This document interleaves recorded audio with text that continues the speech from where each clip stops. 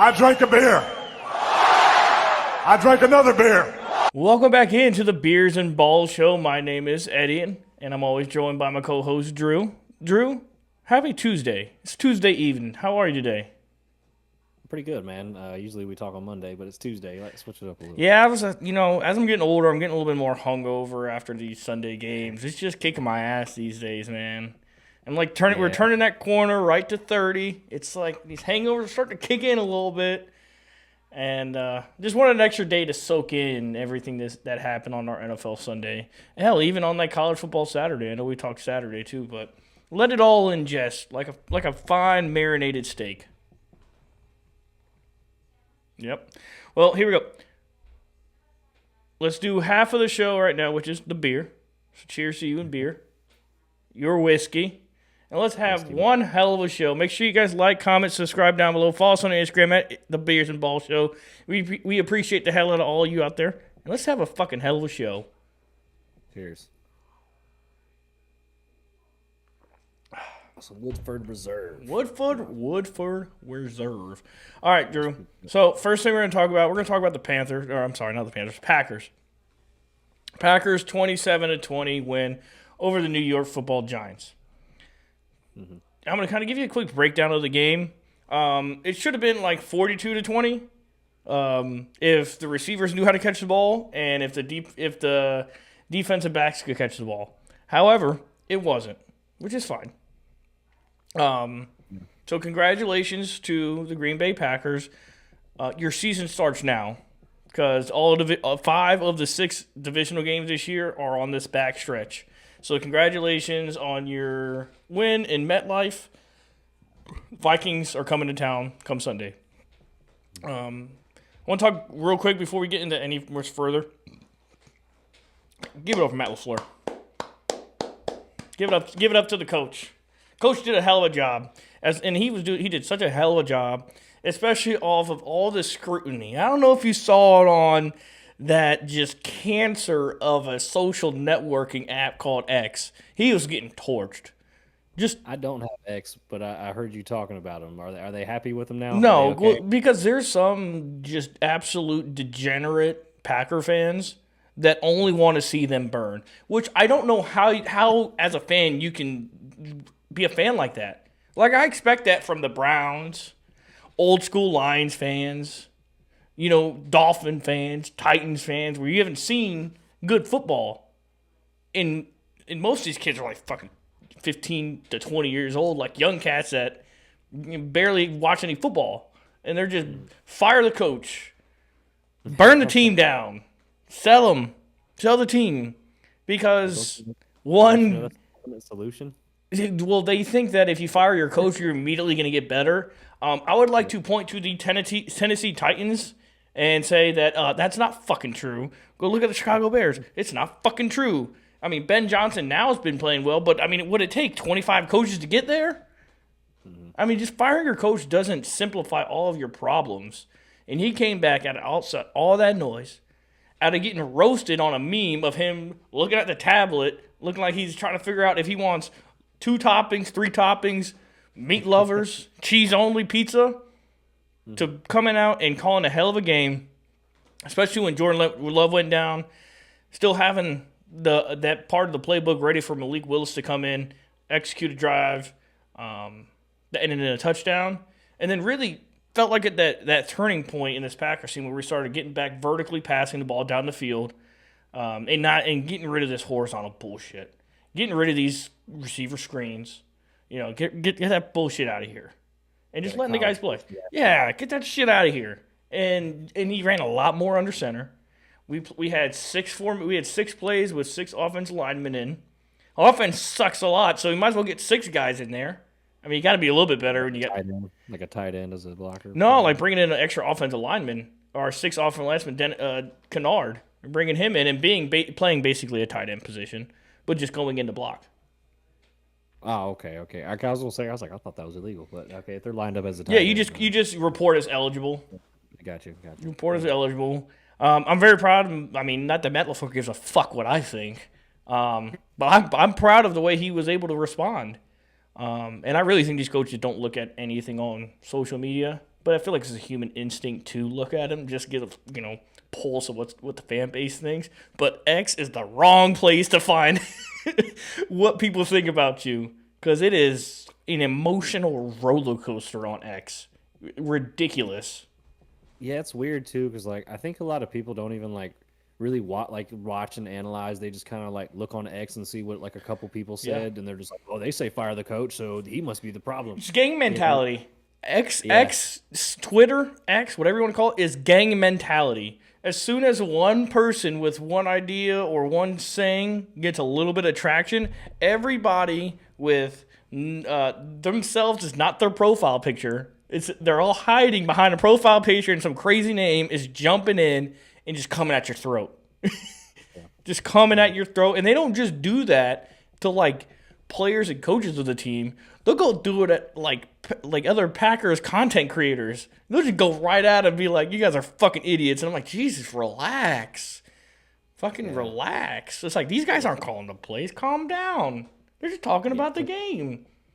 Yeah, some people have wild opinions, man. But as far as that like picture on the tablet, I have seen that. Someone I follow on Instagram posted that. They were like, Matt LaFleur looking up how to call better plays. Yeah, which is so funny that they have that now, because I always looked at when Mike McCarthy was a head coach and he'd be, nose deep in this tripod or this trifold of a like a play call sheet. He's like, this fucker's ordering from Denny's. The Waffle House menu. Yeah, he's fucking ordering from Denny's. And it's just like it's just something funny that goes in there, but just the way he responded, he started to figure out like he was listening to the right part of, the Packers fans, where it's like, let's get more vertical passing game going. Just change it up. Let's be a little bit more aggressive. So kudos to him. And then the next thing is Jordan Love. Absolutely played one of the best games I've ever seen him play. In the stat line, in the whatever you want to look up, you'll be able to find out really quick when it comes to this past game on if people think that Jordan Love played a good game or not. If people look at the stat sheet and they said, "Oh, he sucks," they clearly didn't watch the game. Mm-hmm. This was one of the most prolific and just accuracy-driven game from number 10 that I think I've ever seen. I mean, he had 9 incompletions. 6 or 7 of them were just plain old drops. Just dropped. And they were not like bad throws and it was a tough catch, but it ended up being a drop. No. He couldn't have handed the ball off better to these receivers. And I don't know. I have a conspiracy theory. I got a conspiracy theory. The wind maybe played a factor in it. So I'm gonna blame the wind, Drew, before I blame the receivers. Because then I still have hope. Yeah, I don't like the wind either, man. He's a motherfucker. And it was whipping. That's some bitch wind. The way the commentators were talking about it, that some bitch must have been 75 miles an hour in MetLife. They said it was going clockwise one way, counterclockwise the other way, full stream in the middle. Yeah. Like, why'd they even play then? Why'd they even play? You would think, like, NFL stadiums don't get that much wind on the field just because, like, they're surrounded by a giant fucking wall. But you know what? I was thinking the same thing, but I guess there's some sort of geometry or metric system or some bullshit nerd came up with that make it all make sense. Yeah, right. And then the next thing, speaking about that shitty MetLife field, that concrete stadium, a positive injury update on Josh Jacobs. He left about second quarter with a knee injury, did not return. Anytime that happens, it's a little scary. Came back just bone bruise. He has a chance of playing Sunday. Super exciting there. Also in bigger news, well, I wouldn't say bigger news, equivalent news, I think Jaden Reed's going to play on Sunday. I think the catalyst of this Packers offense is playing Saturday or Sunday. He posted on X a picture of him putting his helmet on in the all whites, same game he got hurt in. It tells me, hey, guy's good to go. That guy's ready to go. And he should be. And also Marshawn Lloyd, who a lot of Packers fans don't even know who that is.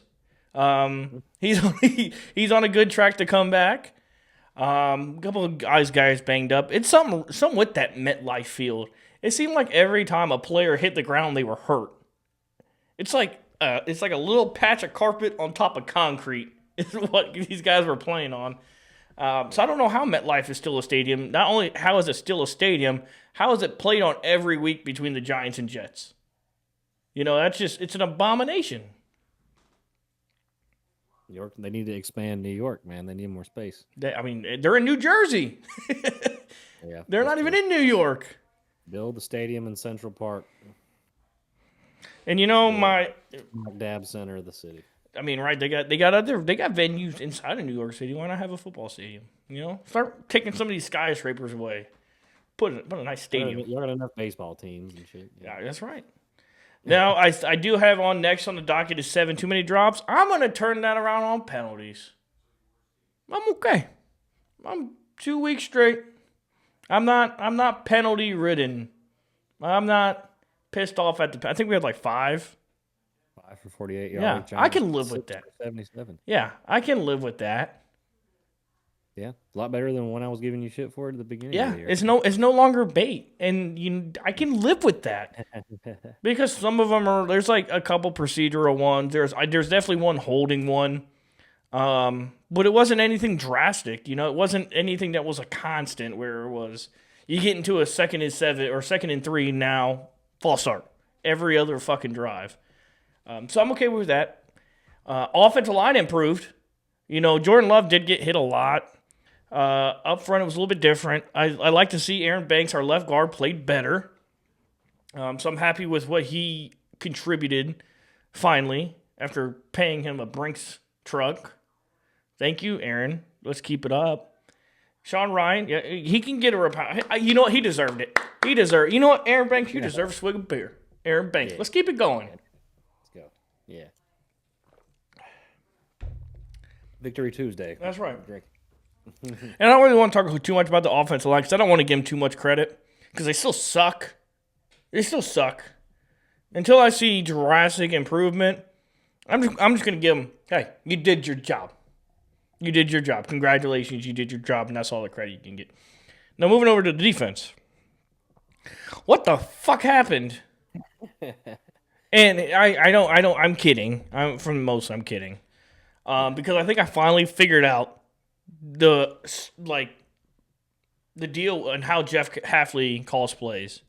So the way in my mind that Jeff Hafley calls plays is systematically allows a nosebleed to continue to run. Meaning he's not going to give up big plays because the Packers are the best team in defense on 10 yards or better plays. So like they had the lowest amount of plays given up over 10 yards and 20 yards. But that doesn't do you any good when you're having 15, play drives for 9 minutes, 10 minutes long. That doesn't, great, congratulations, you're not giving anything up, but you won't get off the field either. You think you guys aren't being aggressive enough? Like you guys 100%. Like quarters kind of just...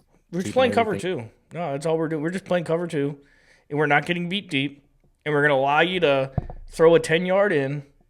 But when you watch a Packers game these days, it's 2 teams doing basically the exact same fucking thing on defense. We're not going to let you get anything deep. We're going to wait for you to make a mistake. Whether it's throwing an interception, throwing an incompletion on 3rd down, or having a blocking assignment fuck up that leads to a sack. But we're gonna give you all the short shit. We're gonna give you the intermediate 10-yard dig routes.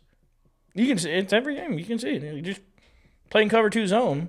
But inside this cover 2 zone, I saw it, and I immediately pointed it out, and I was like, "That's a problem." Is in a cover 2 when your corners are on like a 10 to 12, maybe 15-yard depth, and they're at 5 yards, and your linebackers who are supposed to get depth over the middle, playing like a hook zone, vertical hook, depending on which position they're in, they really shouldn't be aligned like 5 yards down the field. There should be some level difference in their depth. And I saw a throw that was right behind the linebackers. So it's like a 7-8 yard throw. And Quay Walker and Keyshawn Nixon were like lined up exactly And I was like, see, there's the problem. These linebackers are allergic to getting depth on their own assignments. They're allergic to it. And it's just like if there's just so many little things with this Packers team, if they just do it 2% better, they will blow out a lot of teams. But they just refuse to do it 2% better. And that's like to you, that's on the coach, right?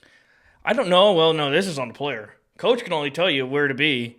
Player has to be there. Like, the player has to know to be there, has to put in the instinctual effort to get there and know their assignment. I could teach you to walk 10 steps forward, but when you got to walk 10 steps forward, you only take 7. Fuck, that's on you, dog. You know what I mean? I can't walk for you. You know? That's the biggest difference between what these fans that are just so exacerbated and live on every single play, every single game as at the end all be all and blame the coaches. It's like, fuck, Matt LaFleur can only tell Jordan Love where to throw the ball. Jordan Love's got to throw it. And you can say that for every coach in every position down the line. I can only teach you 1,000 times how to do something, but if you just don't want to do it, I can't help you. Yeah. You know, I heard a interesting take from Cam Newton on his podcast one time. He was like, you know, NFL coaches, they don't really teach you much. He's like, they expect you to know how to play. They just need to teach you their system. That's right. I couldn't agree more. Yeah. So he's like, you should be the player you already are. We just need to teach you our system. Well, I think so. Yeah. You know. I just think, I think people think that football's more confusing than it is. I think it's a very simple, easy fucking game. Like when especially like defensively, it's just everything on defense is the same. You can only do so many things on defense. You can do a unlimited amount of things on offense. On defense, there's only a handful of coverages you can show, or you can actually play. Whether how you show them is what distinguishes you from other defenses, and having players that can get off blocks and make tackles is what is the difference makers in defenses. Like a cover 6 is a cover 6 no matter which way you look at it on all teams. Same thing for cover 2 outside of Mabels and cloud flats and hard flats and depth of perception you play it. You can say that for anything. Same thing for quarters if you're playing a Mabel or a Palms, you know, match coverage. All those different things do play into it, but you can only run them so many ways. You're restricted as a defense, as well as the rules go against you already. So you're already handicapped. So I agree exactly what you're saying is they're not teaching them how to play these coverages. You're expected to know. I'm just going to show you how I want you to do it in my system. Mm-hmm. Yeah. And do you think that like maybe coaches should kind of not do that 100% and kind of maybe do like they need to teach, you know, maybe a little bit, which I'm sure they do, but it's just all in training camp and OTAs. That's all. The only thing that these coaches are doing in practice with players is installing new things for this specific game plan. That's all they do. So, yeah, and I heard and Cam said another thing in that podcast too. He was like, you know, a lot of coaches like get too much credit for their good coaching skills, like due to good players. You know, so do you think it's kind of like, you think that's kind of a give and take? Or yeah, I definitely think it's a give and take. I think a lot of it has to do with the team culture and locker room, and what the coach has to deal with. Because sometimes you have a really good team, and that coach gets a ton of credit for not doing a whole lot. Like Nick Sirianni, I think he's just a culture guy, not an actual football coach. I think he's just more of a culture-led coach. Like, I want things to be done this way, but not like X's and O's. He's more Jimmy's and Joe's. And then you got like absolutely schematics 101 with like a Kevin O'Connell or a Sean McVay. Doesn't matter who they have, they can, you know, script them wide open. So I think it's all dependent on where you are and literally who the Joes around you are. Are you in the receiving room with Devontae Adams and Puka Nacua? Or are you in the Tennessee Titans locker room? Like, that plays a lot into the coach's credit, because if the Tennessee Titans coach can bring out greatness in you, but Sean McVay can only bring out good in you, who's the better coach? even though Devontae Adams is more talented and can still put up great numbers, but he's only getting 70% of Devontae Adams. This is just hypothetical. I'm not saying this is an actual thing, just hypothetical here. But the Tennessee coach can bring out 110% of a good wide receiver. Because every player in the NFL is good. But there's a difference between good, great, superstar, Hall of Famer. Like, there's tiers to it. So there's no bad players in the NFL. It's just good players can become great players with great coaching. Mm-hmm. Great players can't become superstar players without good coaching. Yeah. They just stay good. I got you. Yeah. Speaking of Devontae Adams, man, you see that video of him just getting off on his route and he just immediately grabs his back. It's like, oh. No, I haven't seen that. I'll have to look that up. I haven't watched a lot of the Rams games. I've watched a couple. But I mean, Devontae Adams, he has such an open place in my heart. Yeah, I love that man. It was just like, dang, man, he getting old, man. He was just you talking about he grabbed his back when he got hurt? Yeah, like, and all he did was just do a little stutter step at the beginning of his route, just like, oh. You get up in the age. I get off the couch and I got a little back injury. I understand that. Not just to kind of finish up the Packers over here. Tackling is becoming an issue for this Packers defense. I'm only picking on Edgerrin Cooper, and everybody on this show knows I got a lot of love for Edge Cooper. Number 56, I got a lot of love for him. But it is absolutely just horrid that I think it was like 3 third downs, and they were like 3rd and 10 or more. And they ran a screen pass, and they got it all 3 times. And Edgerrin Cooper, who I would trust, and I will still trust more than any defender on this team, like in a phone booth, he will make that tackle, just absolutely whiffed. And I think that was like a 3rd and 22, which ended in a 4th and 2 turnover on downs. I'm almost certain, but it was just like, God, you got to make those plays, because that's where you get more possessions for Jordan Love. That's what this defense is made for, is getting those 3rd down stops, giving Jordan Love the ball, and this is where they start winning by multiple scores, because this pass rush is not working until they get up 14, 20 points. Because you're not making teams throw the ball. When you're up 2 scores, they got to throw the ball. And they're not helping themselves get in those positions to capitalize. And that starts with not making that singular tackle. And I'm not picking on Edgerrin Cooper because everybody's missing tackles. I think he's like the league leader right now in missed tackles. And he's in his 2nd year, so he's still young. But just you make that 1 or 2 tackles in a game, that's completely turns the game on its head, where you start getting the ball and you can make it go happen. Doesn't guarantee you get points out of it, but you give your highest paid player the ball in his hands. Yeah. And then 2 more things. Dropped interceptions. Carrington Valentine, got to catch him. I mean, there's 28 points just on dropped interceptions. I mean, they play defense for a reason. I get it. I know. Don't beat me up in the comment section. I know. Jameis throwing that heat. I don't know. Well, one of the dropped interceptions, Javon Bullard had it in his hands. Here comes Isaiah McDuffie with a CTE shot, PBU. Just God, catch the ball, because that's 28 points. Because, I mean, 2 of them were in, like, we would be immediately in the red zone. So it's like, yeah, you got to think those are touchdowns. And then the last one, I fucking hate kickers. I don't want to talk about kickers. I don't want to do anything with kickers.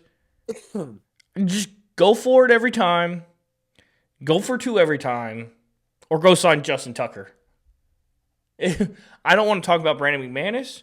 I don't want to talk about the substitute teacher. I don't want to talk about the wind, because you're going to play with wind in Lambeau, so you better fucking figure it out. I don't want to talk about kickers. They all suck. Every kicker outside of like 2 right now in the NFL, they all fucking suck. We got a good kicker. He was missing them at Lambeau too, so they all fucking suck. Every other week, some kicker's getting fired. Every other week. I don't want, it's just annoying. Get it out, just move on from it. Don't take it out of the NFL. Take it out. They all suck. Because you know why they suck? Is because teams leverage them in such a key moment, but they don't put any value in them at all. Like, they're not a valued component to the league, but they play such a big role in today's NFL with the new kickoff rules and with trying longer field goals. But you don't do anything with them. I don't know what the answer is. I can't sit up here and tell you what to do. That's not my job. This amount of misses. I think they're almost at double digit misses this year for the Green Bay Packers on field goals and extra points. How do you not just continue to try and find talent? I know they paid Brandon McManus a contract. Who gives a shit? NFL teams burn $10 million easily. Just fucking light on fire. Like, just because we have Brandon McManus under contract doesn't mean oh my God, we're gonna be in cap hell if we fucking fire him. It's fucking $10 million. Who gives a shit? Yeah. When there's a Justin Tucker out there, he got his allegations. Fucking so did Brandon McManus. He did too. Go get Tucker. Well said, man. I fucking hate kickers, man. Yeah, it's kind of pointless when you play a whole physical game of football and it comes down to a fucking field goal. I hate it. That he's been on the field twice all game, yeah. And it's man. And I just don't like that. After all this physical play, especially in a defensive matchup too, where it's so physical, they're beating up each other all game. And just for it to be a happenstance that your kicker makes it. Because there's so many misses right now. Fuck, there's no gimmies for fucking any kicker. Outside of maybe the Chargers kicker, Cam Little, and Boswell in Pittsburgh. It's really not. Is it me? Is it me or am I crazy or did kickers used to not miss this much back? I really think they didn't used to miss this much. But I also think they weren't taking this long of field goals. Back then, the teams are getting across midfield, and instead of punting, they're just all right, well, fuck it, we'll just try a field goal. I mean, I understand it. In my mind, I'm well, if your mindset is, all right, if he misses it, we only lose 20 yards, then fucking go for it. Then just go for it. Yeah, it's crazy. Back in the day, teams had franchise kickers, Vinatieri with the Patriots and fucking Packers had it in Mason Crosby. Yeah, Mason Crosby had John Casey. That's right. Everybody had a franchise kicker. It was now it's that's not a thing. It's not. Unless you're Justin Tucker, it's and he's on his couch right now, and he's on his couch because guy's allegations didn't do great in Baltimore. Oh well, he got time. He was practicing. He was working out. At least bring him in. If you have a kicking problem, how do you not bring in a guy like Justin Tucker? Oh, well, that'll do it for the Packers segment. Cheers to you, brother. Cheers, bro. Hey, thank you for sticking around. Make sure you like, comment, and subscribe down below. Follow us on Instagram at the Beers and Balls Show. We want you to come on the show. We want you to talk ball. We want you to drink beer, whiskey, vodka, or water, whatever you want to drink. Come on by, let us know. Drop it down below, your favorite team and what you want to talk about. Back to the show. And welcome back into the Beers and Balls Show. Hey, Drew, we're going to talk about your Carolina Panthers. Big divisional win over the Atlanta Falcons. Let's talk about it. Hey, I heard through, the Mystic Creatures. Bryce Young had a hell of a game. Was he listening to the podcast on his way into the stadium each day? Did he hear you talking shit? Dude, I've been DMing him clips of the show of what I've been saying, and I think he decided to look at it in the locker room before the game, and I'm glad he did because this is what we've been waiting for, man. That's what we've been waiting for. I've been telling him to stop playing scared, stop being hesitant, let that thing rip. The play calling's there, the receivers are there. You just got to trust in yourself. Be that Alabama Bryson. He did it. He did it against the dirty birds that we hate so much, and he's done it 3 times in a row, and I love it. I love it so much. So, actually 4 times in a row. 4 times in a row. Man, you've been laying it on him. You've been laying it on him thick the last few weeks. Yeah. Bryce is the problem. And he comes out with this 450 plus yard performance, 5 touchdowns, 4 touchdowns, something like that. 4 or 5 touchdowns, maybe 5 total touchdowns on him. Not 100% sure. You're the subject matter expert on everything Bryce Young. Three touchdowns. But he's still, how many yards do you have? 482? Yeah. That's impressive. From, that's 4 of his usual games. Hell, even in some games, maybe 5. Yeah. All in one game. Yeah, dude. I mean, that's what I'm saying, man. He's got it in him. He just needs to let it rip, and I'm glad he did. So, I said I was 95% done with him. Now I'm 85% done with him. He's gained a little bit of faith back with me. I just need to start seeing the consistency. Yeah. Well, what is the marker for him to do Monday night against San Francisco to get that to like 75, maybe 65%? Is it have to be a 1-for-1 repeat, or is it got to be just give me like 250 and 3 tugs in a win? It's not even so much the stats, I would say. It's just like I want to. If the team needs him to go out and win the game for us, then like he needs to be able to do that, or at least keep us competitive. Because when our run game gets shut down, we're a run first team, and I'm fine with that. I'm totally fine with that. But if our run is getting shut down, he's got to put the team on his back and ball out, and that's what he did against the Falcons, and that's what he did not do against the Saints. So. And whether that's 150 yards and 2 touchdowns, or 300 yards and 4 touchdowns, as long as we're competitive and we win and he doesn't make turnovers, I'm happy. So, but I like this pushing the ball down the field, man, because teams stacking the box because they want to stop the run. So this has been the perfect time for him to throw downfield, and he really showed that he could do it now. So, Panther fans out there, should they be concerned with the lowered production now from Rico Dowdle? Or should they just be cool as the other side of the pillow, because this is kind of the recipient you get when you start having a good run defense is teams are going to start stacking the box against you. They're going to start taking away your run and making Bryce Young beat you.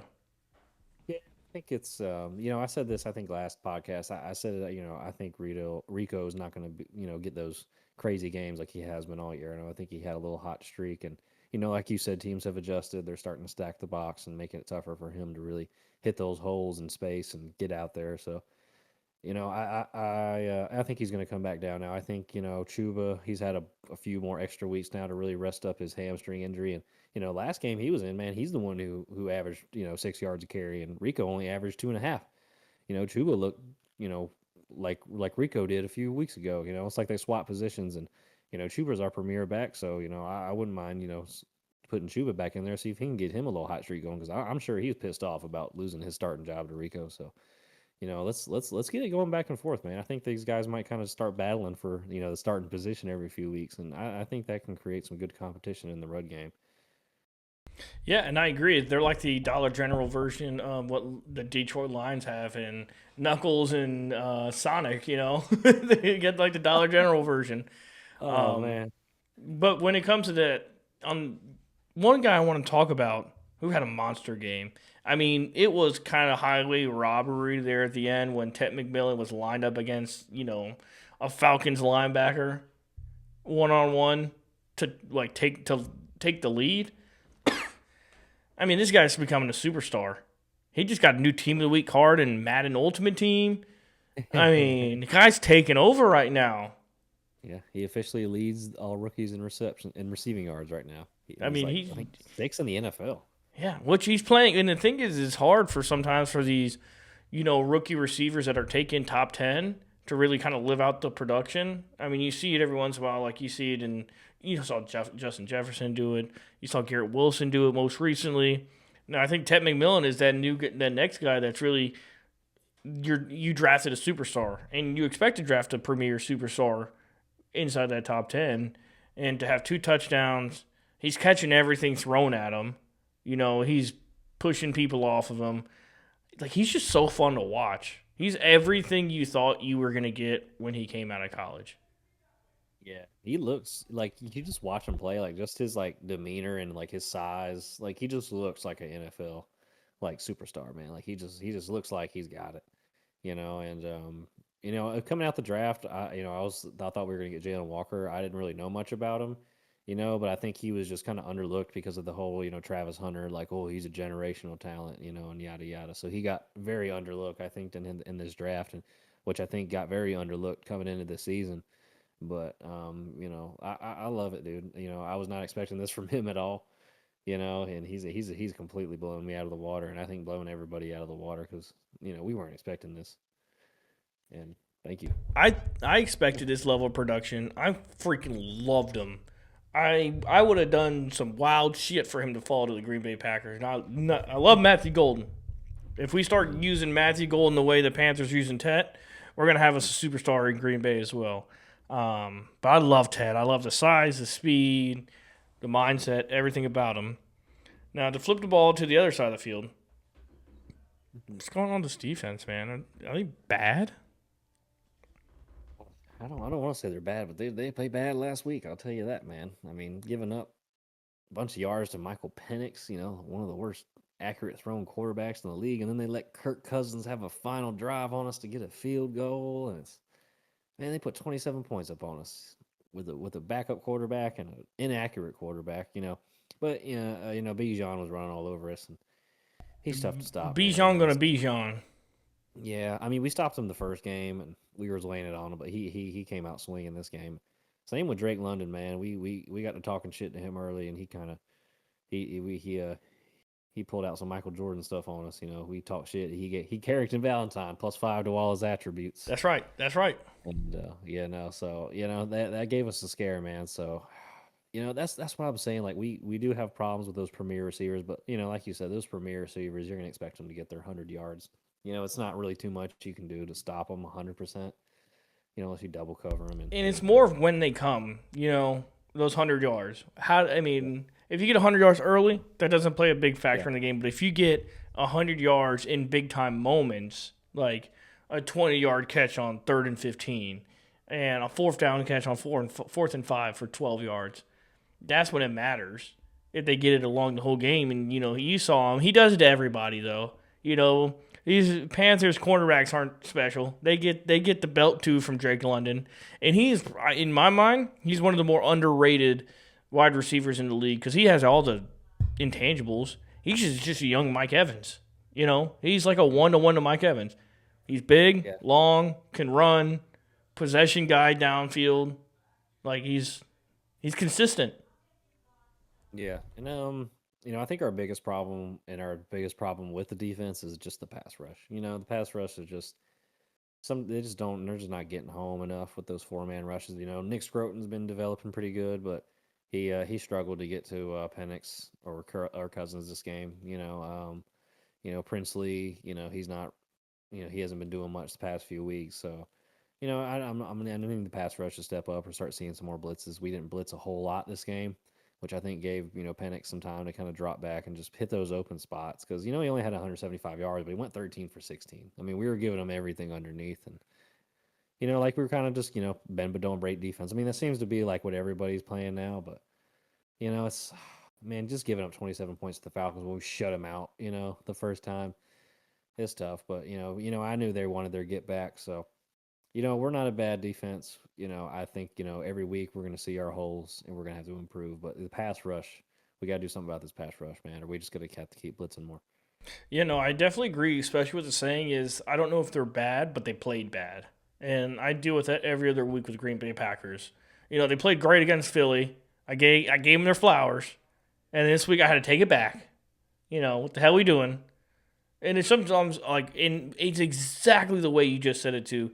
It's a bend but don't break.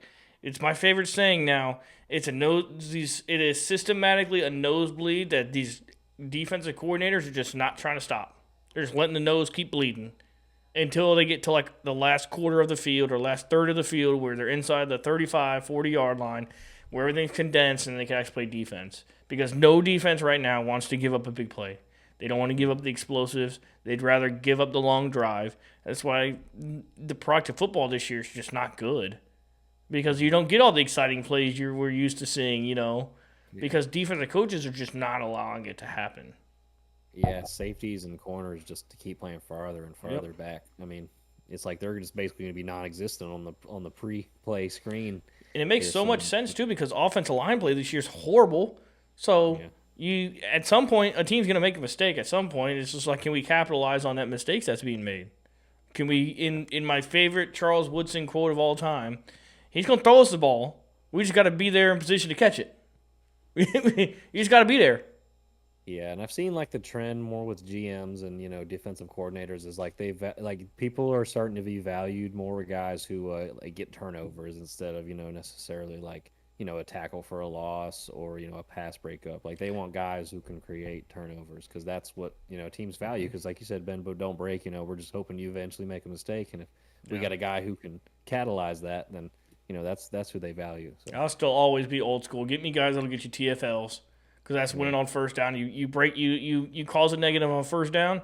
Your chances of getting a 3-and-out are like multiplied by like 10. It feels like. I know it's not the actual number. It just feels like that. If you can get like a penalty on first down or you can get a negative run on first down, it feels like your chances of getting off the field on third down are like so exponentially higher. And instead of giving up a run for 4 yards. The new style of the NFL, man, it's kind of just going away towards defense. Yeah. They want it to be an offensive league, and like you said, the defense is already handicapped. So. It's already handicapped, and that's why they're just playing like with their hands so loose. Like, here, take what you want. We don't want to get in your way until you get to the 40. Yeah, exactly. Get what you want. Now, let's look at the Panthers' schedule ahead. It's pretty tough coming up, and I know there's some playoff aspirations ahead of us. What does the next 3 weeks look like ahead for the Carolina Panthers? Sunday game this week. We got a Monday night game, so I'm gonna be up late watching that. I'm gonna be pretty tired at work the next day, except it'll be like right before Thanksgiving, so nobody works the week before Thanksgiving That's anyway. Right. So shout out to that. But San Francisco going in there, nervous for that. I mean, I'm just nervous the rest of the year, other than we play to the Saints one more time. Everybody, we got a winning record. We got the 49ers, the Rams, and then I think we play the Saints, and then we go on our bye. But the next 3 weeks are going to be tough. Especially that Saints team. They're kind of starting to come alive. I think a little bit with Tyler Shuck. Giving them some juice and beating us. So we'll see what happens. But I think we really need to come out against San Francisco and prove because we've never. I don't think Bryce has ever won a primetime game. Every primetime game we've played in the past like 10 years, it seems like we've just shit the bed. So I want us to come out and show what we can do. And it's a tough schedule and. This is the stretch where we can prove that what kind of team we are because we whooped on the bad teams. We beat the Packers. Y'all are a great team. Y'all are the only pretty much good team we've beaten. I guess if unless you want to call Dallas a good team, but other than good that, offense. Yeah, good offense. But I would categorize Dallas any year as a good team, almost any year, just because of who they are. Yeah, I got you. So. I just need to see some consistency against these good teams, especially on the road. So that's all I want is consistency. I think we have the toughest schedule in the NFL rest of the way ahead, but we'll see what we're really made of here. Yeah, and I think that's the most fun, and I'm sure you agree with me on this. Is when you start getting into November, what makes these next stretch of games really fun is because they're meaningful games. They're games you look forward to because you look in the past few years as a Panthers fan, you get to November and you're just like, it's a chore to watch them play on Sunday. Now you're looking at mock drafts. You're like mock drafted by Thanksgiving. But now there's at least a slimmer of hope, if not more than that. There's aspirations there. You're a half game back from Tampa. If I'm you, playoff aspirations are completely real. Because this Tampa Bay team is not great by any means. They're good, but they're not great by any means. They're not the buzzsaw they seem to be in the beginning of the year. They've definitely fallen from there. So I think it is a true and real thing, and you've shown that you've been able to beat good teams, especially on the road. We've beaten the Packers. I mean, there's no doubt in that. So it's there. So I think what makes it the most fun going into mid-November, early December is how many of these meaningful games can you win? And that's what starts getting the juices rolling because the season in all aspects, it starts now. Everything up to this point, as long as you have a winning record, is just the fucking preseason. Now is when you separate playoff teams from maybe a year off, maybe 2 off, maybe a dumpster fire. And it all comes down to, as exactly as you said, can you play consistently? Can you play complementary football? And can you show up every Sunday ready to go get it? Ready to go after it? Ready to go show up? Yeah, that's what we got to do, man. I mean, like I said, we've proved we can do it. We've beaten on the bad teams. I think we're starting to get a little bit of mojo. But I've seen the story before where we whoop and then we come out and get whooped. So yeah, man, I want to see the playoffs, man. I'm so happy right now. This is the first winning record the Panthers have had in a long time. All thanks to the pod or the show. It's all thanks to the Beer and Ball Show. Is Yeah, and 100% we're giving all the credit to the Beers and Ball Show for all the success of the Carolina Panthers. 99% definitely, and the 1% for us being in the weakest division in football. Thank you. Well, I'll give a 0.5% to that and then a 0.5% to Rico. Now, kind of moving into consistency, bright quarterback consistency. I know you've talked about it a little bit, but how much is Bryce? What does Bryce consistency level have to look at? I know you said he's got to limit the turnovers, but going in and week out, because we really haven't seen him play at a consistent level. What is that consistent level for Bryce Young that you're looking for? This consistent level is just make sure in the passing offense has life. We haven't had passing, like we haven't had life in the passing offense the past few weeks. And if it was basically just curl routes or out routes to T Mac. It was nothing other than that. And last week we had everybody involved. I mean, everybody got to eat. So that's what I'm saying. We gotta consistently spread the ball, keep using everybody, use all of our weapons. Not just throw the ball to T Mac every play. Let's just do what we got to do, man. We can do it.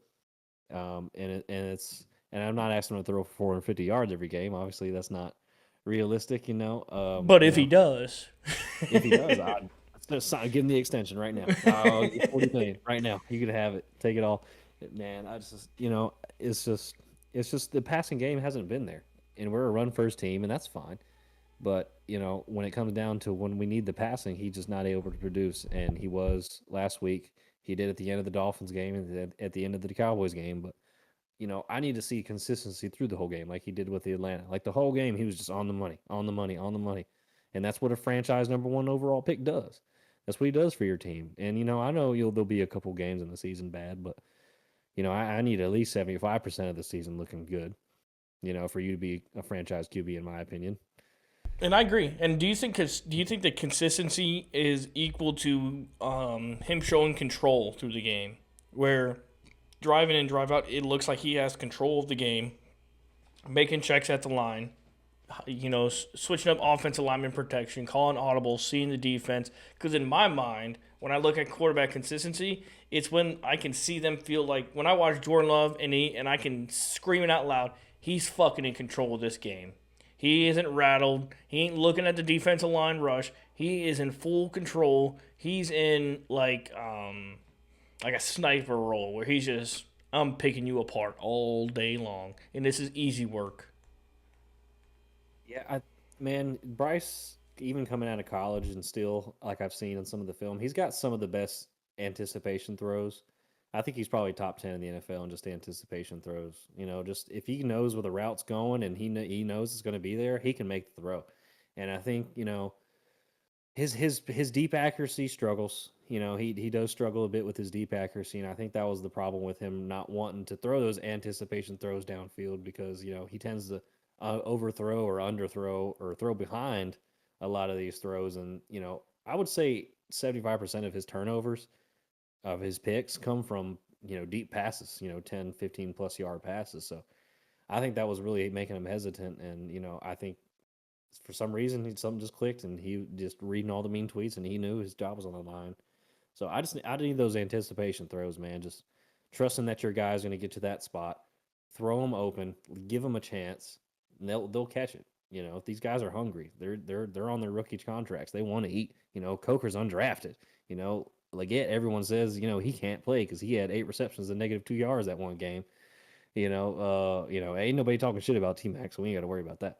But Jatavion Sanders, everyone calling him a bust. We drafted him in the second round, so all these guys have a chip on their shoulder, and they came out and proved it, and they just need to keep doing it. I love Bryce. I want him to keep doing it. Well, you got me inspired, and I ain't even a fan of your team. You got me fucking inspired. Hell, I got a chip on my shoulder now. It is, man. Is that built in the team culture? Is that something Dave is instilling, or is there a problem with the team culture? I think we're finally starting to get our team culture, man. I think we're finally starting to figure out who we're all. I think our team we're like dirty like brawlers, man. We're just a bunch of dirty brawlers. Like we're not a clean football team. We don't have like, perfect this, perfect that. We're a, come down, hit you in the mouth type of team, and if we get hit in the mouth, we hit you right back. That's the kind of, team we are. Get up in your face, talk some shit, get rowdy, get fired up, go hit somebody. We're a young team, man, and that's where I think we can shine is just showing our youth and our tenacity and just forcing our will on people, just talking shit. I think we're just a dirty football team, man. Just to kind of put it that way, just a dirty, gritty, bar brawler football team, and we're starting to figure that out. It's like dirtiest in the like cleanest sense, where it's just Mhm. we'll get in there, we'll fucking scrap, we'll fight. Yeah. Um, Yeah, and I think a lot of that had to do with Bryce last week. He came out with that ankle injury, and that's the ankle that's been bothering him the past few weeks. And he went to the locker room, and like I said, Andy Dalton was literally about to come in the game, and Bryce come running out the tunnel and told Andy to sit the fuck down and that's went right. back in the game, started throwing touchdowns and going crazy, running around. And I think the team saw that, like, oh, this kid's got fight and heart, It's got that and mentality. you see that coming from your 5'10" quarterback. You can go out there and hit somebody. I feel like I You know, would. yeah, exactly. So, that's what I'm saying, man. Like we're little brawlers, man. We might not be perfect, we might not run shit smooth and might not look pretty, but we gonna play physical, and that's what we got to do, man. And I'm excited for the culture. I think Fuck yeah.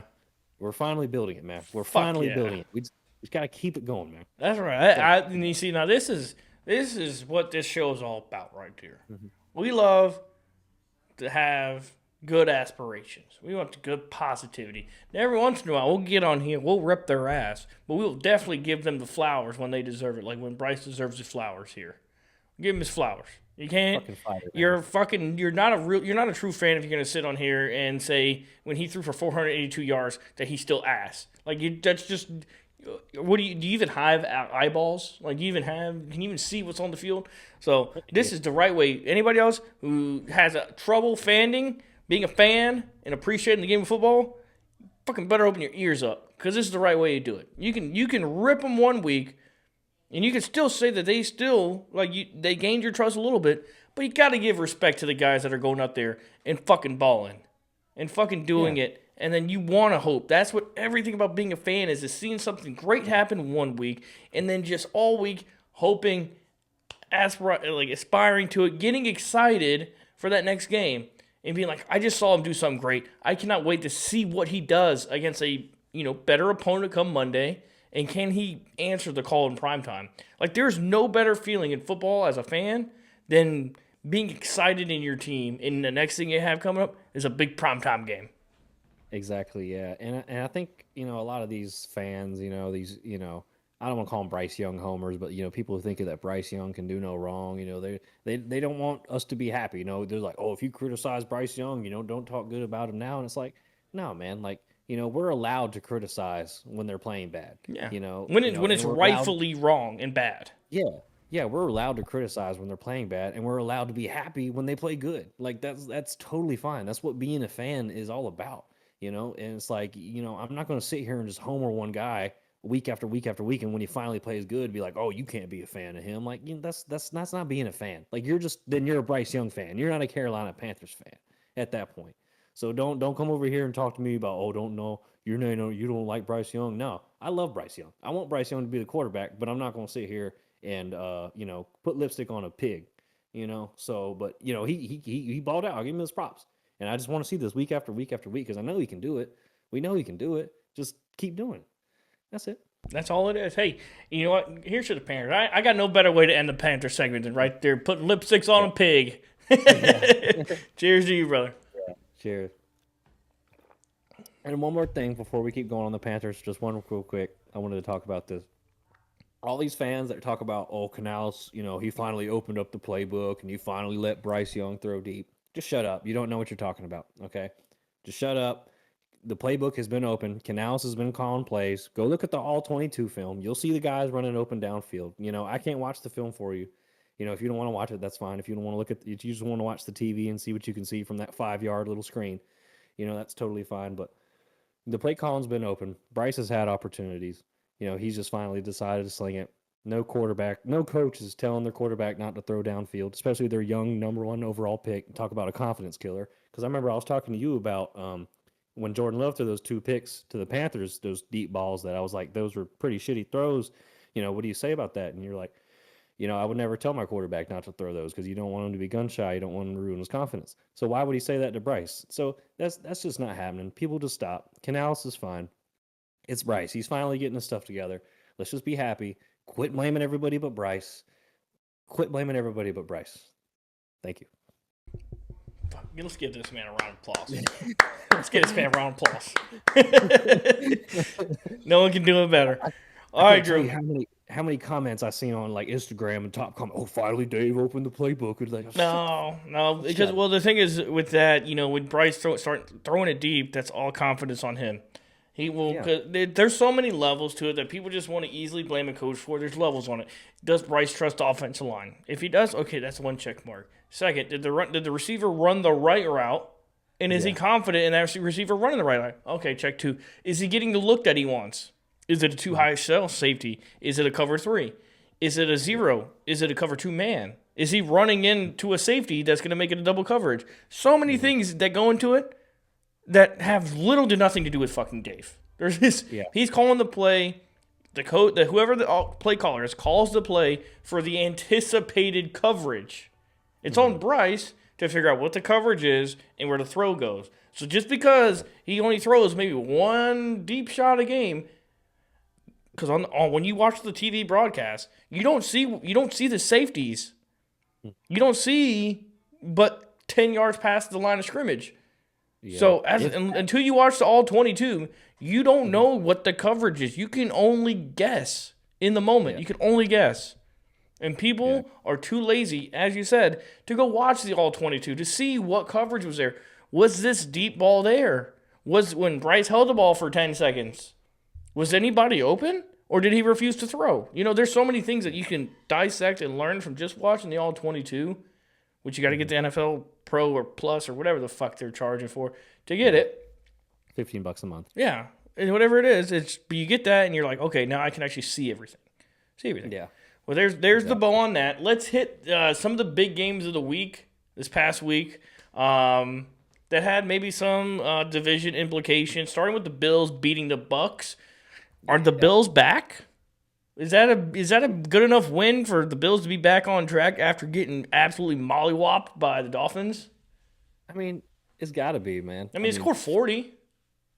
I mean, I think the Bills just take weeks off against bad teams. I mean, they lost to the Falcons. I think they're just, they still got a 7-3 record. Yeah, they're the AFC Packers. They're the AFC Packers. Yeah, they can beat the good teams. I think, I just think they take weeks off playing. Which is hard. You can't. It's just so hard. It is, and it's, man. They're still a Super Bowl contender in my opinion. I mean, once Josh Allen gets in that playoff mode, he's a hard man to stop. So he is.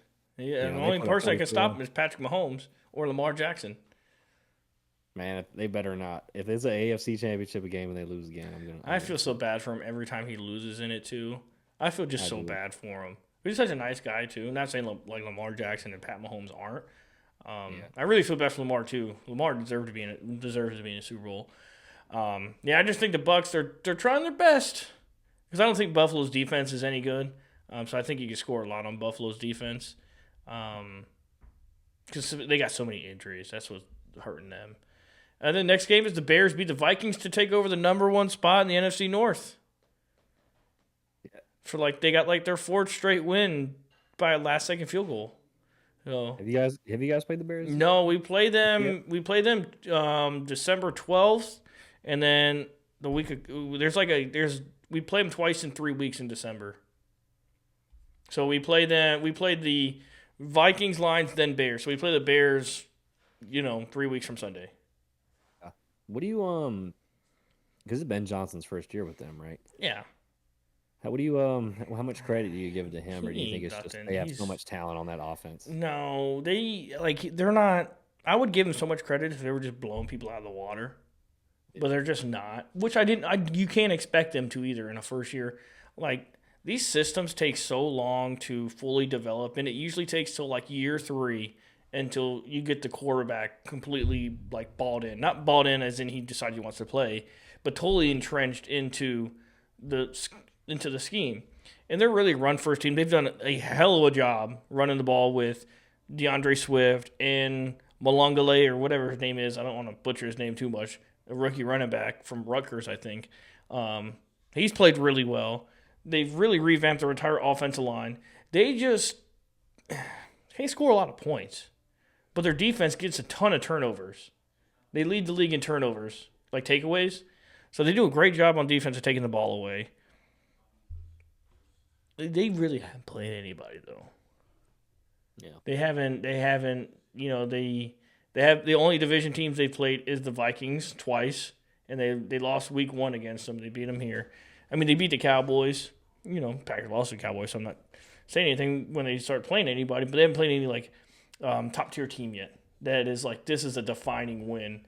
And there's been so many teams that could have maybe played the last possession differently and not given the Bears back the ball with so much time, because all like the last 3 or 4 of their wins have come on the last possession in a last second field goal. Like the Giants were up by 10 on them. Then Jackson Dart get hurt. Russell Wilson comes in, looks like a fucking idiot, blows a 10-point lead. You know, and then this past week, the Vikings just score too early, and then J.J. McCarthy can't score any more points in 18. You know, so things have been lining up the right way for them, as it should, being like the number 4 team in the division coming off, and you getting that like 4th in the division schedule. Yeah. But the season starts now. You know, they got a lot more division games to play. They're barely in first place, so and even odds makers right now have them at a 16% chance of making the playoffs. So that's how the rest of the world thinks of them, not just me. Next, we have the Rams, who I think is the best team in football. Beat the Seahawks and trounced them. Like it was a little bit closer, but Sam Darnold had 165 yards passing, 4 interceptions. The Seahawks are a lot like the Bears. They haven't really played anybody either, like competition wise. They go play a good team, get absolutely just beat to hell. Yeah, I mean they got a hell of a defense. I'll give Seattle that. But they haven't. But the thing is, they haven't played level of competition here. Like there's so many levels to teams in the NFL where it's like you could be really good, get a bunch of wins, when you completely sucked last year. It's all about like scheduling plays a big part of it, where you finish in your division and how you schedule if you have a good like turnaround year with free agents. And the Seahawks are getting that. I mean, I've seen so many Seahawk fans on X being like, "Oh well, our season just ended. We proved we can't beat real teams." That's all we needed to see. Dude, yeah, all I've seen on SportsCenter the past couple of days is like Sam Darnold, he can't win big games. Yeah, I was like, you know, and it's funny because all I've been hearing is, "Oh, Sam Darnold, you know, he left the Panthers. He's a good quarterback. Look at him now." And then they throws 4 picks, and they're like, "Oh, he does. This was just a Sam Darnold-esque game. You know, when it's really high pressured. You know, you look back to last year when he was on the Vikings, Week 18 for the number 1 seed, ghost. Just seeing ghost. And then in the playoff game against the Rams, again, seeing ghost. He's just allergic to, you know, the big moment. Yeah. And then Broncos, 9-2 Denver Broncos. I don't know if the Chiefs are going to make the playoffs. They're 5-5. I don't know if they're going to make the playoffs. Panthers are better than the Chiefs. That's I it? never thought I'd see a world. Better record. Better record. I'll call it right now. We're better than the Chiefs. We're better than the Chiefs. I don't know what's wrong with the Chiefs. Like I'll be completely transparent. Haven't watched many Chiefs games because it's just boring. And I don't know why. Watching the Chiefs and Eagles are just boring. I feel like I've just been it's been force fed the Chiefs and Eagles for the last few years. It's just get off. Like they're so old. Like Travis Kelce's like a damn. You need a life alert chain around his neck. He can't move worth a shit. Their receivers keep committing felonies. You know, it's just like, all right, let's just move on from this team. Sorry, Pat. You won your Super Bowls. Go take a break for 5 years. You know. Man, do you know who the owner of the Kansas City Chiefs is by chance? Not his name, but I know he's a short white dude. All right, well, Clark, something Clark. Can Get your team new uniforms, please. Your uniforms are so ugly. They're just I hate bland. watching the teams They haven't 'cause evolved in the last 20 years. Have not evolved. They don't. Do they even have any? Do they even have any alternate uniforms? I don't think so, bro. Like It's all red we wear and is, like, white. plain red and yellow. It's just ugly, bro. Like it's just plain and ugly, and it's just like, man, you guys are supposed to be the best team in the NFL, and you look like shit. Come on, Yeah, and the man. Y'all can Broncos get wore Broncos wore their creamsicles and just whooped your ass. yeah, man. Like y'all can get some like all black, some all white, something, man. You gotta Something change. different. I mean, the Rams All came red, out. something different. Rams came out on Sunday and wore their all black uniforms. Yeah. They look fucking badass in that all black. That shit was tough. That's just a All tough right, and then game. the last meaningful game was the Eagles beat the Lions on Sunday Night Football, 16-9. Controversial. Last third down play that was called defensive pass interference. I guess by the rule book it was. Name that. I guess because he held his hand. Yeah, while I he was, mean, but we've seen, pushed him off. that was like an OJ trial where that guy like got away. That AJ Brown got away with murder on that, getting that call because he didn't even think that was a call. I don't think it should be a DPI if the receiver doesn't try and go for the ball. He didn't even try. He didn't even fucking try. Whatever happened to, and I'm not making. I mean, I guess I'm making a case for the Lions defense, but I'm making more for officiating in general. Whatever happened to uncatchable? If the ball is thrown to an uncatchable position, it doesn't. I could fucking punch you in the throat. You know, Yeah, I forgot about that, man. because if the ball's tipped, at the line, you could straight up WWE suplex some dude, no problem, no problem. Maybe get like unnecessary roughness, but you're not gonna get pass interference. Yeah, they're getting soft, man. They're getting soft. Yeah, that was a softish. That wasn't as bad as that call. Which game was that in? That you sent me was really really bad in. The Ole Miss Florida game. Yep, in that college game, it wasn't even close to that. But it's like if yeah. me and you just kind of like hand fall a little bit, that was apparently defensive pass interference when that happens every single play. And it was like I see like the Lions player at the end, like he kind of grabbed, like he held onto his arm as he was kind of reaching out. But yet again, AJ Brown like completely pushed off of him. It's hand fighting. Like you don't make that call in that part of the game. You do not make that call. Yeah, unless it's like that. Well, the one I sent you, where homeboy just gets completely leveled, or if it's in the end zone, or if it's in the end zone and someone's getting held down, and this is like for the game, like. But here it's on the 30. You know, like I think these referees have to also, to some extent, because I guess by the rules, I don't know it verbatim what the rule is. I guess obviously it was pass interference because they called it, and I'm sure it is by the book. But come on, like, hey. Yeah. Let's know where we're at in the game, because we know if we call this, game's over. Like, let's think about maybe the scrutiny we're going to get if we call this, because nobody was calling for that to be offense or defensive pass interference. Nobody was sitting here on Twitter being like, "That was such a good call. Good, give that ref a raise. That was a good call." And there wasn't one fucking person out there saying that. Dude, the officiating this year has been next level bad. You know, even in that. In the game where we just beat the Falcons, bro. If you look at the refs, they didn't know if we made it or not. They had to wait. Yeah, like they 30 looked at minutes each other. that. They walked 10 yards down. They walked out of the end zone to like the 5 or 10 yard line, looking at each other like, I guess. Dude, the one ref thought he missed it. He was like, "Did he make it?" And he was like, "No, he missed it." And then they were like, "Hold on, let's go, like deliberate." And I was like, "Are you fucking kidding me? Is it this like fucking hard, guys? Like, how is the reffing getting worse and worse and worse with all this technology and replays? I don't know how you and fix it. cameras, I think and you guys still fucking it up. I think you just got to tear it down to its bare bones and rebuild it with the technology we have in today's football. You like, as sad as it is, you have to take some part of the human element out of it. Well, I'm hearing, like these refs are part time or something. Yeah, Like they don't yeah. have Well, any more full time refs. Yeah, you make them full time, they're still going to make the same calls. Just paying them more, not allowing them to have a regular job isn't going to make them better. I think you just have to. The problem that NFL referees have right now is there's too much of a human element in the game. There's too much of it. It's not supervised enough.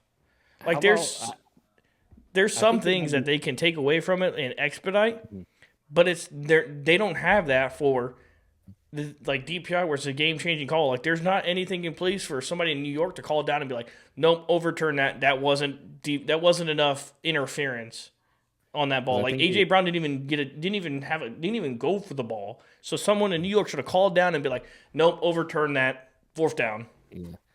I think personally what they should do is they should have the on-field refs, but like not to call penalties, just to like break up fights and altercations and keep the game guys from fucking killing each other. And then, they should have, the camera guys in New York reviewing the plays or calling penalties, because they can really actually see a little bit better what's going on sometimes. You still have the human element, though, in that. You still have, element up to, of subjectiveness. But when you have the ability to, like, pause and slow down and review, instead of, like, it's hard to be, like, see that shit live action, like, right in front of you and call a flag. That's the human element makes the great game what it is, but it also diminishes the game at the same time. It makes it great, and it makes it worse at the same time, because it's all crew to crew. There's no set standard. Also, because there's no game is played exactly the same, so it can't be. There's no set standard that it can be. But there just needs to be something better. And I don't know. I'm not smart enough to know. I know I'm not smart enough to know. But the owners and the fucking commissioner and the fucking refs that meet once a year to go over rule changes, they're fucking smart enough. They know, they emphasize on this stuff. It feels like for as much money NFL makes, as much money is betted on a game-to-game basis, how much money is just generated and moved hand to hand, I just expect it to be a better product when it comes to officiating. Just be better. I don't know how you need to be better, what they need to do. I mean, they need to fucking call a holding call against Micah Parsons. I mean, Jesus Christ, the guy's getting fucking put in the sleeper hold every game and not a single fucking holding call. I mean, I think it's honestly just kind of like almost like the unions at this point, just the referee unions, because I know in baseball, like they're trying to just totally fucking get rid of the umpires. Cause they're working on that. They can call strikes and balls with the robot. They can call safe and all that. They can do all that. In baseball is bad. If I'm seeing on my screen that a ball is in the strike zone and that fucking ref calls ball or calls ball, I'm like, all right, I can't even watch this shit. Like when it's blatantly wrong. So you don't need a fucking umpire. Yeah, but it's the unions, it's the umpire unions is the reason they still have a job, because the MLB would love to just be like, fuck y'all, we're just going with straight technology. Yeah, it's just a bunch of old people making decisions for the future that they won't even be alive for. Do you think we'll ever get to a point where it's just straight technology? I don't know. I don't know if I wanted to, and I don't know if I don't want it to. I don't know. Give me a couple years. We'll get back to that in a couple years. I don't know. But just to finish up on this Eagles and Lions game, Jared Goff looked like absolute dog shit, and I loved every second of it. I fucking hate the Lions. I know you do. I hate the Lions. I hate their fucking fan base. Oh, parts of their fan base. I'm not gonna say all of them. I'm gonna speak on the. You know what? I hate the bandwagon Lions fans. You know. The ones who act like they weren't absolutely the worst team year in and year out for 30 fucking years almost. And act like now that they've won the last 2-3 years or had winning records, they ain't won shit. Cool, you won a division. You can hang that into your banner. Cool. Nobody cares. And act like every game now that somebody plays the Lions, it's their fucking Super Bowl. Motherfucker, you ain't even been to a Super Bowl. Yeah. You haven't even, so you can't even talk about some game being somebody else's Super Bowl when you ain't even been to one. And then two, my favorite thing about the Lions these last few years is they beat the shit out of bad teams, but then they play a good team. Spooky. I start getting all wide. You getting scared. Jared Goff playing with gloves on. Looking like fucking ass and trash. Worst game he's ever played in his life. Fucking loved it. I fucking loved it. Because he showed the exact quarterback that he fucking is. When they play against good teams, oh, fucking Dan Campbell, motherfucking first down, fourth down, and Dan. 0 for 5. Getting belt to ass by a good team. Every fucking time. You look at all 3 of their losses. against good teams. They're like, oh, well, we beat Baltimore. You beat Baltimore without their fucking best defensive players. Get the fuck out of here. So are you saying you're not worried about Detroit at all? No. I mean, they play better when they're at home. But no, we stopped the run. No, bring that shit on. I ain't fucking scared of no team. First of all, I ain't scared of no team. Second of all, these Lions have been the same fucking Lions. They keep trying to do the same thing, trying to trick people every single game, trying to come up with some fucking trick play. Now Dan Campbell, who's never fucking called plays before, is over here. I'm taking over fucking play calling. I'm fucking got my whole lip full of chew, and I'm taking over play calling. Look at me. I'm fucking Dan Campbell. I'll go for it on 4th and 18. I don't give a fuck. And that's why he loses. Yeah. Well, Dan Campbell. I like him as a coach. I do. Me too. I love Dan Campbell. I know he's your rival, so I'm not going to say nothing nice. No, I got no. You know my thing is I got nothing good to say to the Lions fans. I really don't. I really don't. They're the biggest shit talkers that have nothing to show for it. They literally have nothing. You got divisional championships. You and the Vikings might hang those up as season award champions when you have your little team fucking banquet. You look around at each other, you say, hey, good job, guys. We won the fucking division. Fuck yeah. When the Packers win a division, we just store it in the back room with the rest of the old shit. Like, there's levels to this, dog. There's fucking levels to this. Fuck, let's take a beer break. Yeah, let's do it. All right, welcome back. Let's get back to, a season that ended a little bit shorter. We've got the college football playoff. It's Tuesday night, about 10:30. The new bracket came out, so we might as well talk about it. We got some changes in here. Last 2 weeks, we've talked about the college football playoff. Number 12 team has not only gotten the brunt of the shit talking, but has also lost that following Saturday. So that new team is Tulane. They had some nice uniforms last week. The Green Wave. Drew, give me the lowdown. What bad things do we have to talk about Tulane? Do they deserve to be in the number 12 spot? Because I know there's some other teams out there. You got the JMUs. You got the North Texas out there that could have been in this spot. Why Tulane? Fuck Tulane and North Texas. They need to put Texas Longhorns at the 12th spot. If anything. Jesus Christ. Tulane does not deserve to be in the 12th spot. Obviously, they're not the 12th ranked team in the nation. What's the point of even having the rankings if you're not going to put the top 12 in there? We talked about this. Whoever the 5 team is just getting the 5th bye. They just have to play and fork up injuries. And honestly, the 5 spot is probably the best spot you want because then you get to play the 4 seed. It's like you're playing the 2 lowest seeds you could possibly play back-to-back weeks. So that's kind of an advantage for them. And I just found out Tulane is in New Orleans. That's right. They had the nice Mardi Gras uniforms last week.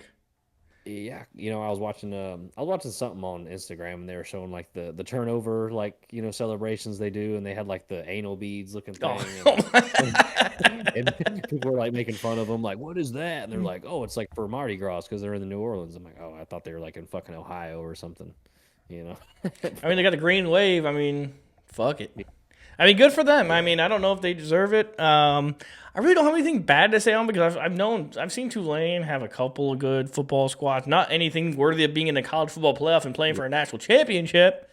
But I just think that's the way they built it to allow one really bad team that's not a Power 5 in there. I think that's what their plan is. I don't know. It's a bye week for whoever number 5 is. You just hope you can leave that game with no injuries. I don't know who they're going to put into this 12 team. Like, I really, like, this could just be like a throw-in spot for anybody. I feel like they could just put in, like, whoever team donates them the highest amount of money, in whatever little conference. Whoever swipes their biggest check. Exactly. So there's no point in talking about that game. There's no point. The 12 team's Tulane's probably going to lose this Saturday because they're fucking ass and trash. They fucking suck. They stink. They fucking suck. If that projected 12 seed loses like 3 weeks in a row, I think they have to look at it and be like, okay, guys, maybe we should just put the 12th. Well, it's fucking too late now. All right, well, Notre Dame still sucks, even though they beat a Pittsburgh team in Pittsburgh. Fucking dude. Whoop-de fucking dude. Whoop, yeah, that's what I said. Whoop, fucking, what, good. Okay, good. The quarterback threw like 2 early fucking interceptions, and you got 14 points off it. and then you went on to win by like 20 points. Like, all right, you were supposed to win that fucking game. All it has to do is take out Jeremiah Love, and they're fucked. That's it. That's all. They fucking suck. Stack the box. Don't let them run. That's it. Oklahoma, on the other hand, they look pretty good. This Oklahoma team would beat the hell out of Notre Dame. They would beat the hell out of Notre Dame. Oh, yeah. I think they just probably still let Notre Dame put up like 22 points for whatever reason, but Oklahoma would score like 45. So they would score 22 like in random late possession drives, where it's like, all right, let's do this for pride, guys. Do Catholic pride, guys. Touchdown Jesus is looking at us. We got to go do it for touchdown Jesus. I mean, it's like the college football prank. Is the college football rankings committee just like half Notre Dame alumni or something? Like, why is this every year? Why do we got to do this every year? Well, there has to be an embarrassing loss every year, and I think they just donate, Notre Dame for theirs, since we're so special. We're in a non-conference. Look at us, guys. We have to look at us as a Power 5. We're Notre Dame. Got touchdown Jesus, for fuck's sake. Look at us. Y'all ain't fucking shit. How does a school get so many 4- and 5-star recruits and still suck? Dude, I don't know. That place, like Notre Dame, seems like a sorry ass place to go to college, and I didn't even go to fucking college. Yeah, I didn't even go. Like, it's in the middle of nowhere, bro. It's like in the middle of Indiana. Yeah. Like, who wants to go? Yeah, people fucking watch Rudy, think Notre Dame's all about fucking Rudy. Go over there, fucking Rudy, punk asses. Rudy. Fuck Notre Dame. I ain't watching that shit. That's fucking right. I don't need to go run out on a field with a gold helmet. Fuck y'all. All right, next game, Miami, Ole Miss. Howdy toddy. I mean, Ole Miss got by. Sneaked by Florida. Everyone's saying Chambers is starting to look like a first-round QB. I don't even know who that is. That's Ole Miss's quarterback. He just runs like such a very like pro style kind of offense. Yeah. Like that, a lot of RPOs and shit like that. So their quarterbacks, like Ole Miss quarterbacks, always get drafted like somewhere. There's something about Lane Kiffin. He's like a fucking sleazeball. I just can't get behind him. That dude just looks like a walking STD. I just can't get behind a Lane Kiffin team. And there's no way that guy hasn't had like syphilis 3 or 4 times.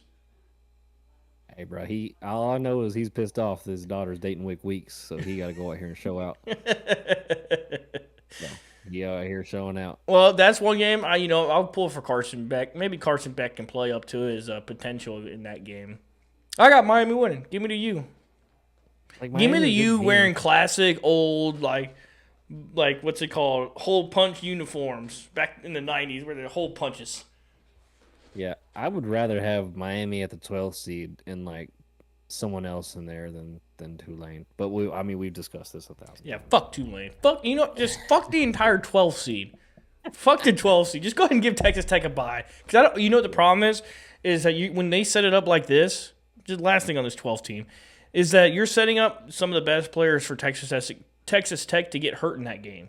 That's one game that a good team that is deserving to be in the college football playoff have to play, and potentially their best players get hurt. And now they go into the next game without their best players. Just potentially. I'm not hoping injury on anybody else. But if you're going to have them play against the fucking School of the Blind in Tulane, what do we... Cool, you get to play at home. You get an extra home game. I think this is more for the universities more than it is for the delegation of the players. Because fucking... These universities get one more home game. They get that little bit of economy boost. They get them beer sales. They get the arrests and kickouts, suspensions, all the bullshit. I don't know. It's not good for the players. It's good for the university that already, steals billions of dollars from players every year. Fuck them. Yeah. But I got Miami. I want to see Carson Beck win. I just can't get behind Lane Kiffin. I just can't. I've tried. I just can't. You gonna learn. And then we got Bama, Oregon. That Bama team that, probably didn't play its best game against Oklahoma. Probably didn't play its best game. I bet everybody in Tuscaloosa's, their pearls are clutched right now because they control their destiny still getting into this playoff, but they're going to have to win in the SEC championship game to get in there. Now they lose because they'll probably duke it out against Oklahoma or Texas or some one powerhouse team, Texas A&M in the SEC championship. Like there's a world where Alabama doesn't make it, and Nick Saban's cussing out fucking head coach Alabama on College Game Day when this Lincoln coming out saying, "I leave this beautiful team to you. Me and Miss Terry leave this team to you. All you go, you fuck it up. Can't even make the college football playoff. You fuck it up. Even in this expansive role, you still can't get in." But Dan Lanning, he's fucking shit coach too. He loses big games all the time. He's got all these cute uniforms though. They don't play anybody. You gotta play good competition throughout the year. I think it's Dan Lanning was doing that in the Pac-12, doing it in the Big Ten. When that big game comes, I don't believe in their quarterback either. Their quarterback stinks.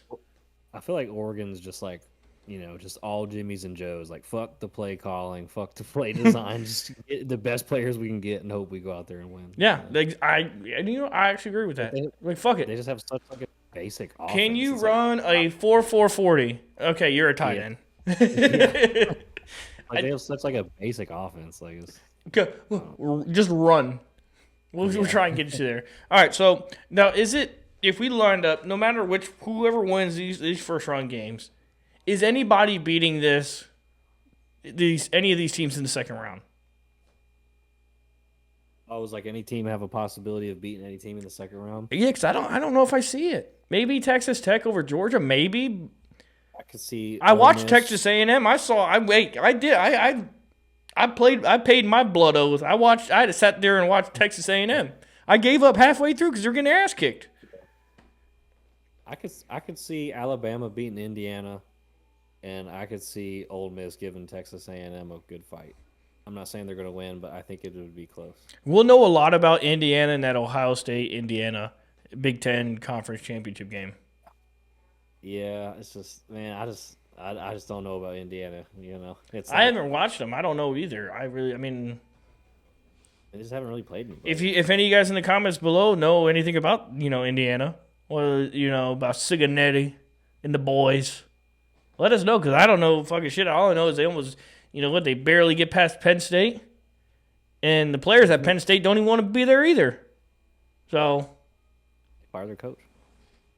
Cincinnati, because I don't see.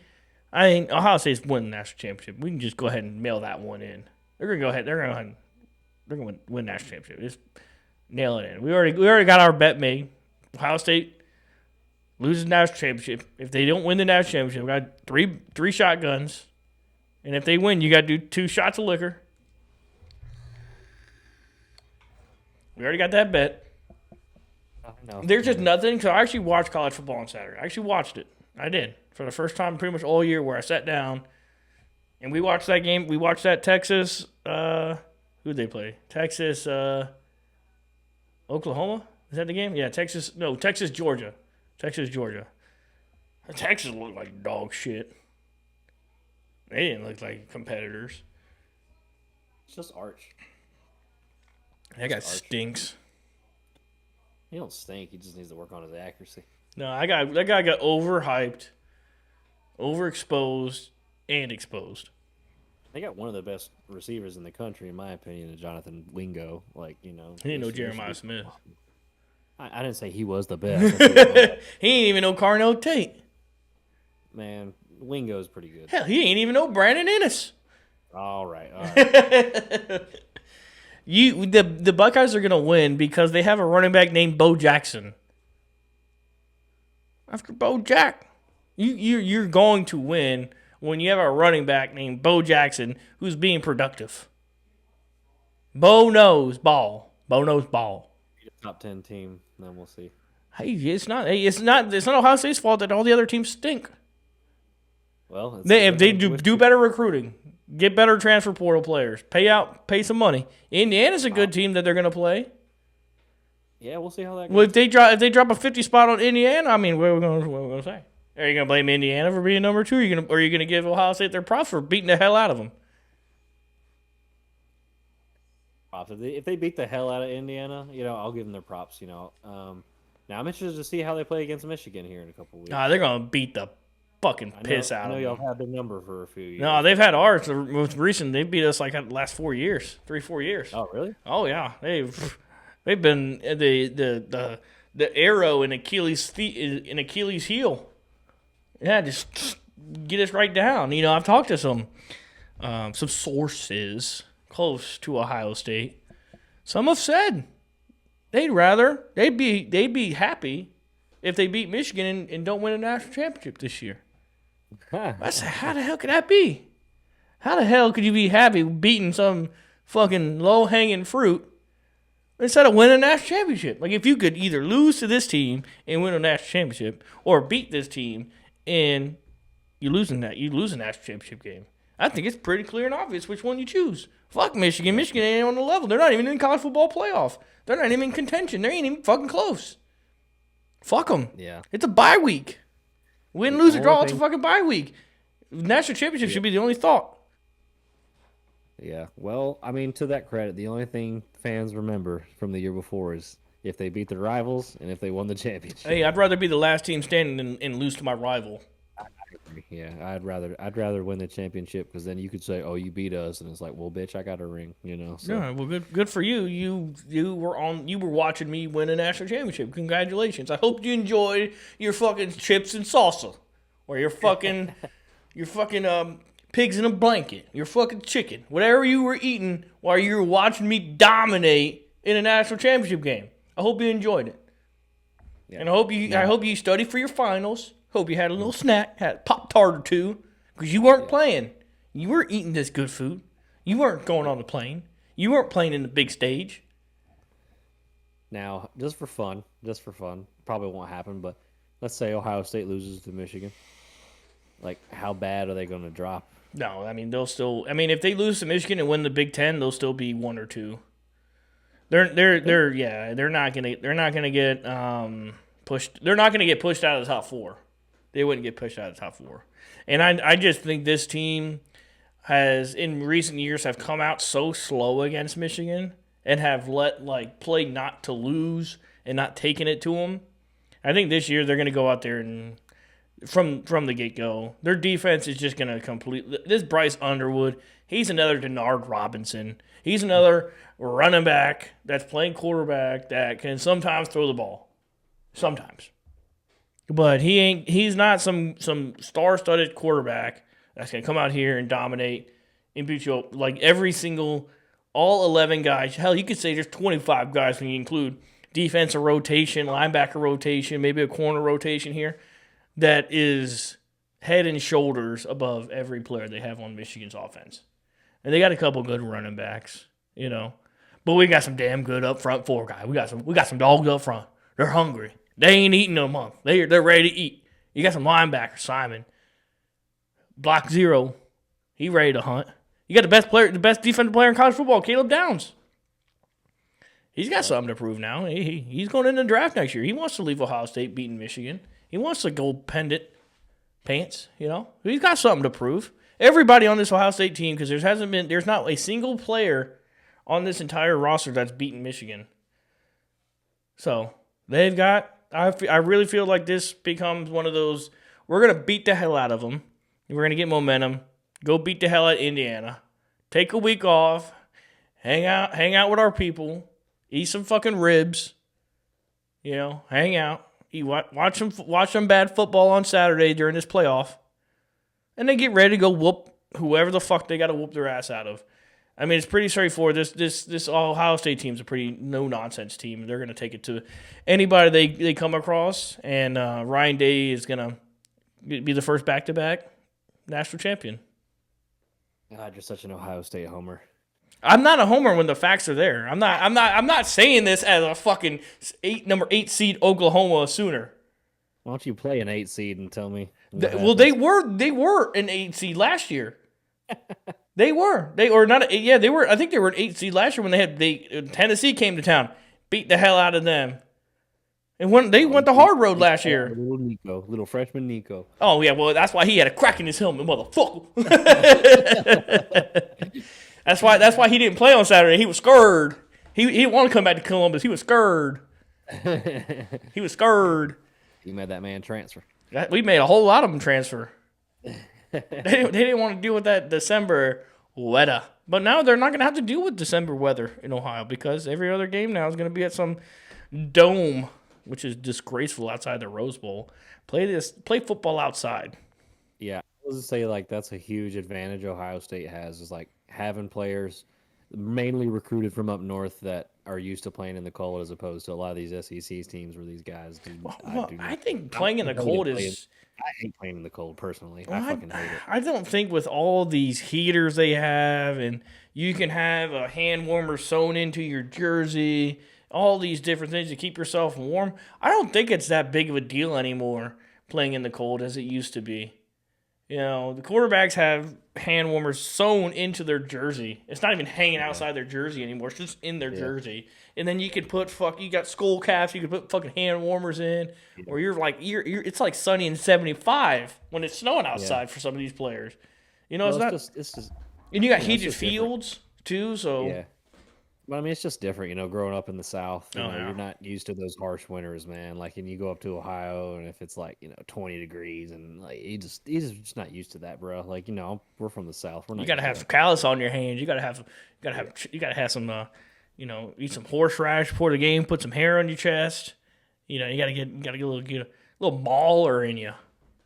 Yeah, it's just, I mean, I guess it's a used to thing. Well, here's what I'll say. The only thing that's going to keep this Ohio State team back comparatively in years past, my college football expert may disagree with me. My old man, my college football expert may. I just haven't seen a lot from the run game as they have had in the past. Last year you have Quinshon Judkins and Trayvon Henderson, 2 second-round picks in the NFL draft.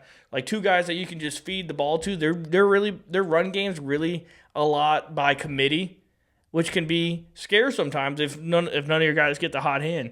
So if there's any one thing that's going to trip up this Ohio State team in the playoffs, it's going to be the lack of being able to run the ball late in games. Now, they've been proven to do it so far. There hasn't been anything up to this point that's proven otherwise.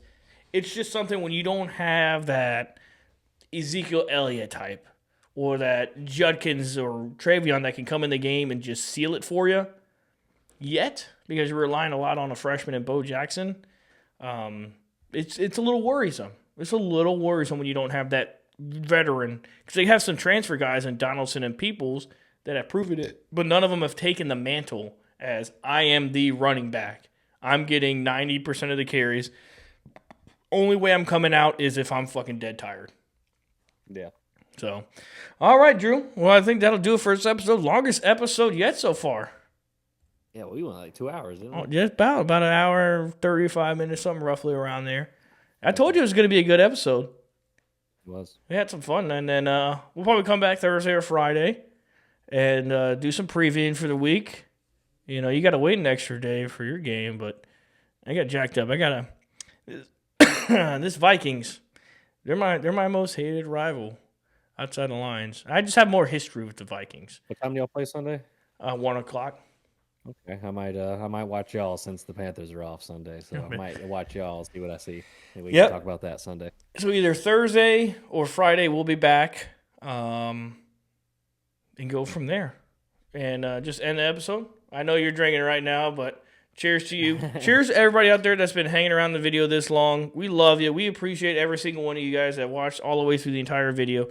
Please like, comment, and subscribe down below. It's going to do so much for our channel going forward. Make sure you follow us on our Instagram at The Beers and Ball Show. We love you. Goodbye.